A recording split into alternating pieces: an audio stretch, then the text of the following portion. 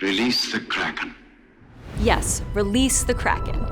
Recognizable by its massive size and tentacled limbs, the Kraken is one of the most legendary and feared sea monsters of the deep. Stories of the Kraken say it could take down whole ships, grab sailors off decks, and create whirlpools, all to get humans into the water and into the monster's waiting beak.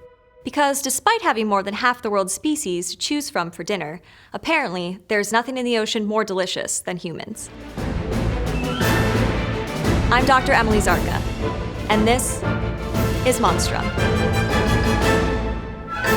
We know less about the oceans on our own planet than we do about our solar system. And before we started going to space, sailing far away from land was just about the scariest, most uncertain trip a person could take. So much about the ocean is inherently terrifying.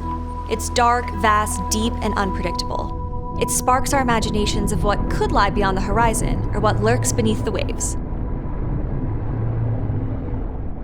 And that's where the Kraken comes in. Release the Kraken! The first written mention of the colossal sea beast was by King Sverre of Norway in 1180. He tells sailors to look out for a large squid-like monster that swims the coasts of Norway, Greenland, and Iceland. Since then, the Kraken has continuously appeared in literature, most famously in the works of Jules Verne, Victor Hugo, and Alfred Tennyson. It's not surprising that we first find this creature in Northern Europe, given the reliance the Nordic people had on the ocean for trade, travel, and survival. Unlike other sea monsters that require a bit more imagination, the idea of a giant, tentacled creature prowling below the surface of the water, waiting to take down unsuspecting ships and sailors, makes sense. Because there are living organisms that fit the description, minus the sailor-eating part. The giant squid and the colossal squid are two living cephalopods that can be found in every ocean on Earth. Giant squid really are giant, measuring up to 43 feet in length, but the colossal squid holds the title of the world's largest living invertebrate, growing up to 49 feet long at current record. The largest one found so far weighed over 1,000 pounds. Oh, and in addition to suckers, it has barbed hooks on its tentacles, and they are very fast swimmers. Both species frequent the deep, cold waters of the ocean, making it hard to see them in their natural habitat. Before the 21st century, no photographic evidence of a living giant squid existed. It wasn't until 2006 that we first caught these creatures alive on video. The Kraken is bigger than giant and larger than colossal. It's a sea beast with multiple tentacles that often acts aggressively towards humans. A Kraken is basically an angrier, much larger version of a squid. Personally, I'm terrified of the Kraken. Something about those giant eyes, wiggling tentacles, and suckers just completely freaks me out. And I'm not the only one. Victor Hugo apparently hated anything with tentacles. In his 1866 novel, The Toilers of the Sea, a character has a frightening encounter with an octopus who wraps itself around his body and almost kills him. Hugo dedicates an entire chapter outside of the plot to rant about how terrifying and monstrous these, quote, devilfish are. Writing about, quote, what ancient legends call the Krakens, he describes them as glutinous masses endowed with a malignant will. Hugo describes how such a creature could wrap itself around a swimmer and drown them, and even goes as far as to say that they are capable of sucking blood with their tentacles. He summarizes his fear of suckers, stating, quote, claws are harmless compared with the horrible action of these natural cupping glasses.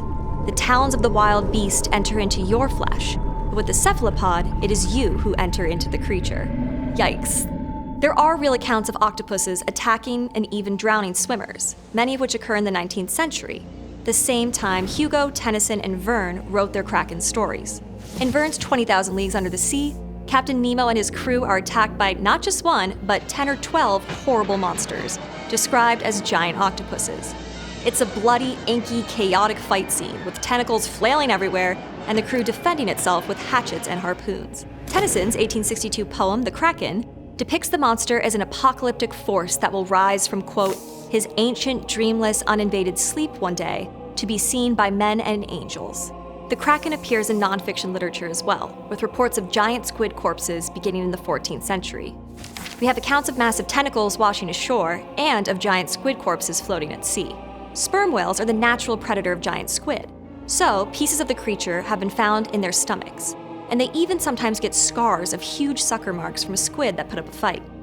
Okay, but how does that explain the legends of Kraken attacking humans? Well, octopuses have attacked swimmers and divers. We have the footage. But there's another element at work: sharks. We need to take these predators into account when talking about the Kraken. Though shark attacks are rare, they do happen. Often, all witnesses would see is a flailing body, blood, and maybe even the victim dragged under the surface of the water, but no evidence of what was causing the attack. This established the idea that large creatures in the ocean posed a threat to humans. Combine that with sightings of the alien body of a giant squid or a large tentacle, and the Kraken legend begins to take form. To quote Hugo, "These animals are indeed phantoms as much as monsters. They are proved and yet improbable." The Kraken is unnerving because it resembles a real animal. Sure, we don't have conclusive evidence of one over 50 feet long, but we've only measured about 500 giant squid throughout recorded history. We can hardly call that a representative sample of an entire species. All we really have are glimpses of a creature we don't completely understand. The relatively few species we do know about in the deep ocean are frightening because they seem otherworldly. We don't need to look to space for aliens. They exist right here in the uncharted territories of Earth. Even more bizarre creatures may exist in the dark depths of our oceans, inspiring authors to craft even stranger, more terrifying sea monsters. Let's do one more take on that. Yeah. I'm not gonna do plaid. You can hold me to that. Close to the same. Severa. You see what I mean?